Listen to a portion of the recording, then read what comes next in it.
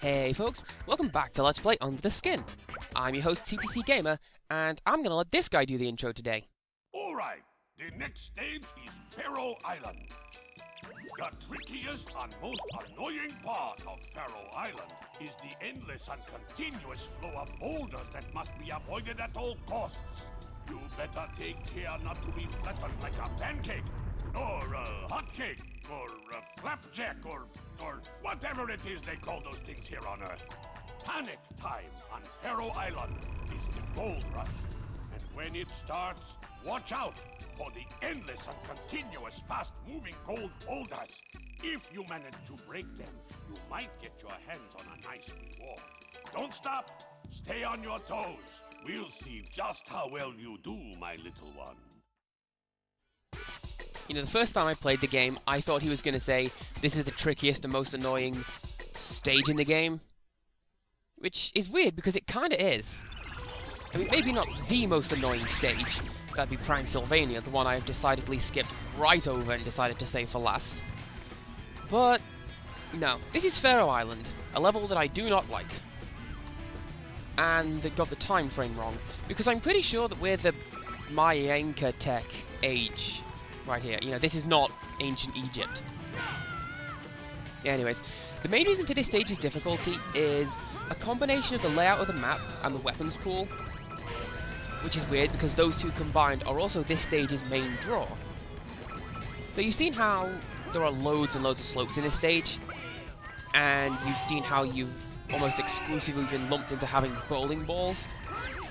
What we're meant to do is bowl downhill, hit as many tribespeople as we can, which can be fun, but not in a scenario where we then need to go and pick up the coins. It's the same problem that the cannon has in the pirate stage. You know, if we play like we're meant to, then we do cause a huge coin drop, but we're too far away to collect it.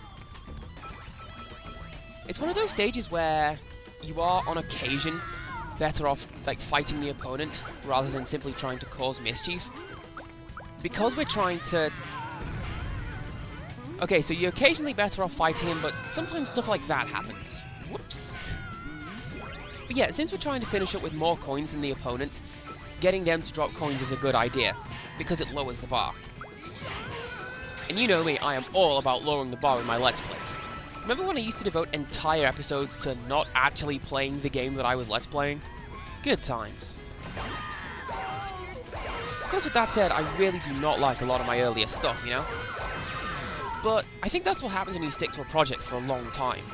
I mean, I find that when you start on a project, you try your very best to be like somebody else. Like, you try to emulate the cool people, or, you know, the person who inspired you to start doing whatever it is you're doing.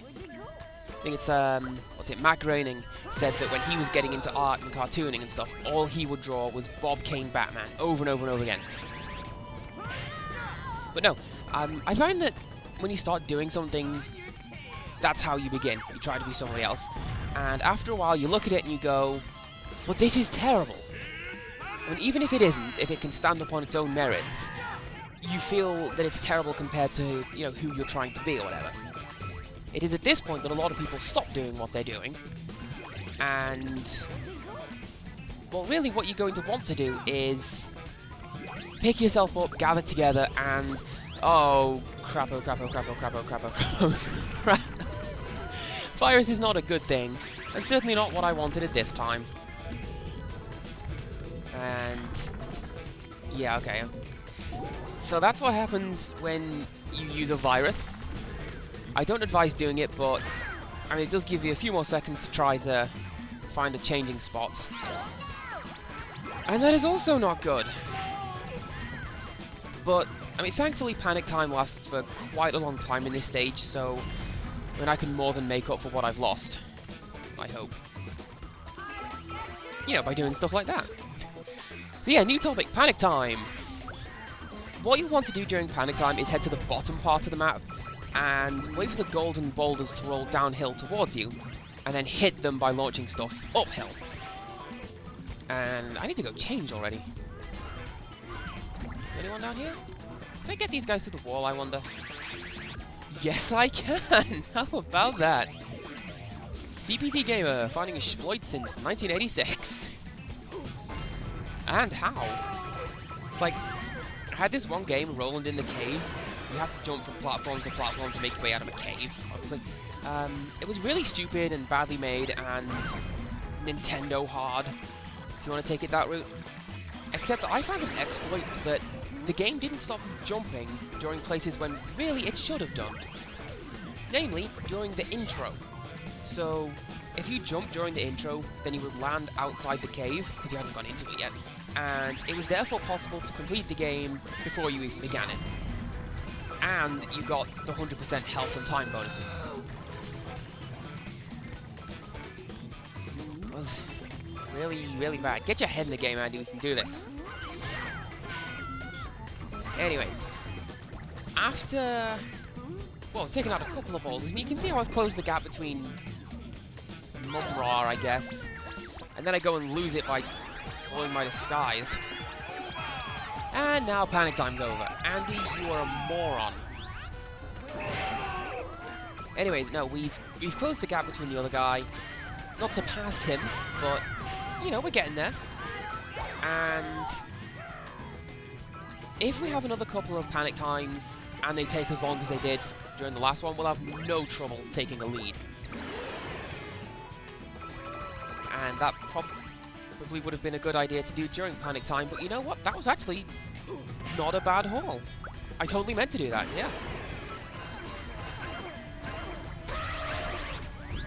Whoa. Okay, so you see those elephants right there? That's a special weapon that gets unlocked on this stage. It causes a stampede in front of you that does heavy damage across 3 horizontal lines. The trajectory of those lines is randomly generated though, so it's entirely possible to have the elephants charge right at you, or come up behind you. And that guy was a jerk for stealing my UFO. I need to get a new one, and not get run over by rocks. I'm meant to be playing this thing carefully, you know that? Still, hopefully what's going on here will increase dynamic tension. Or, no, dramatic tension even. Not dynamic tension, that is something entirely different.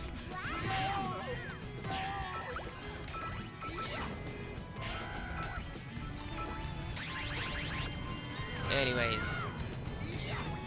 Whole stack of coins is just falling out from something, but I have no idea where from. Not as I care, I'm going to steal all that stuff. And quickly go change before they can find me.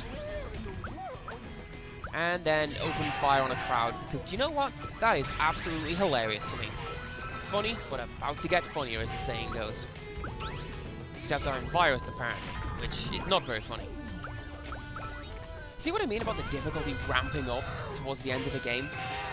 Or just wait till you see the final stage. That is no good at all. Also, why did this guy have a rocket launcher? That is not the correct level of technology for what we're meant to be having, game. Ancient Egyptians had laser beams. Everybody knows this. I was going to find it. Well, I guess that's a good enough crowd for the elephants. So, yeah. Tell me that's not a fun thing to say, though. Unleash the elephants. It's like prefixing commands with the words, Zombie Guards! Or saying anything in a Dr. Orpheus voice! Oh, hey, speaking of which, right? I've been playing Old World Blues lately, the expansion to Fallout New Vegas. And I know I'm really late coming up to this party, but I wanted to wait for the DLC to drop in price and get my character leveled up as high as I could before tackling the DLC. And it's pretty great, because my stats are well beyond what they are meant to be at this point in the game, so I'm able to very easily hit every single speech challenge without issue. And to that end, and the reason I went on this tangent, within a tangent, I managed to bypass both of the final boss fights by effectively being a campy sci-fi villain like Dr. Orpheus. And now it's panic time, or rather, it has been panic time for quite a while now, and I'm only just now getting to it, even though it's the end of the level. But that's cool, because, well, even though I got flattened by a gigantic burger, I still managed to claw my way back on top. All I need to do now is just be careful and maintain my lead for a bit, you know? not an easy task, because you've seen how horrendously reckless I get towards the end of the stage. You know, I forget which one it was. I think it was the pirate stage again, but I went a bit mad towards the end. And is that... Yeah, that's my opponent. I'm going to chase that guy and try to get him to drop his disguise. Yes, I know, I could have graciously accepted the fact that I was going to win, but you know what? No, I'm going to catch that guy and rub it in just a little bit more to make my victory all that sweeter.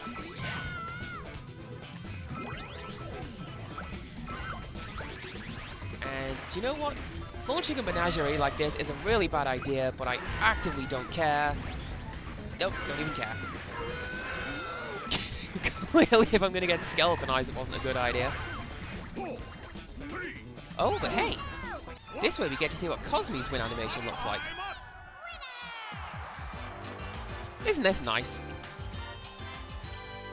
You did it! Alrighty ho. See you next time for one of the worst stages in the game. So, until next time, goodbye.